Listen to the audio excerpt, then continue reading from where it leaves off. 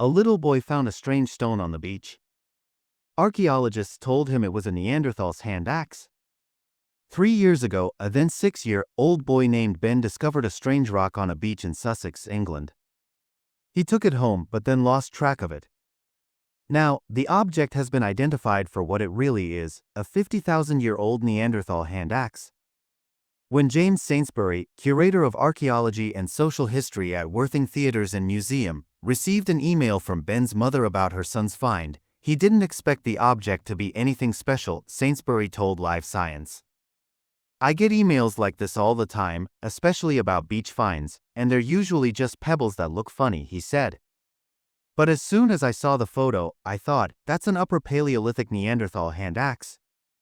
It's an absolutely incredible find."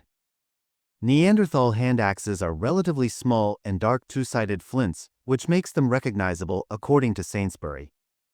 They're clearly distinct from the Middle or Lower Paleolithic finds in Sussex.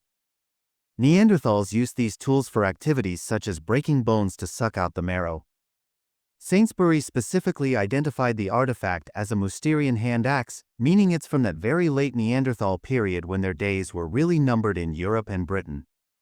He added that some scholars even suggest that Mousterian hand axes were made by the last Neanderthal generations in that area. "As far as Sussex is concerned, it's really quite rare," Sainsbury said.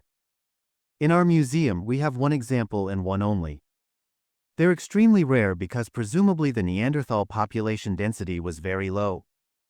On November 24, Ben and his family brought the artifact to the Worthing Museum, where Sainsbury confirmed that it was, in fact, a Neanderthal axe.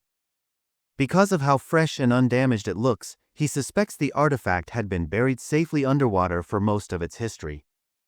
"It's very unlikely it would have made it onto shore, at that height on the beach, without it being damaged," he explained.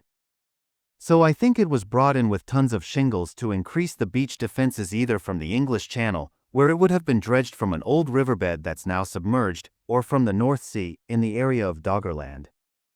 Doggerland is a now submerged region beneath the North Sea that was inhabited by prehistoric people before the land was flooded by rising sea levels about 8,000 years ago. Sainsbury and his co-workers are still investigating when the last batch of pebbles was deposited on Shoreham Beach. "Ben is 9 now and really knew his stuff, his Bronze Age from his Iron Age from his Romans," Sainsbury said. "He clearly has a real interest in archaeology." Ben loaned the hand axe to Worthing Theatres and Museum, and Sainsbury had it on display just an hour after meeting with Ben's family. It will remain there until February, and the curator was happy to report that it has already been attracting more visitors than usual.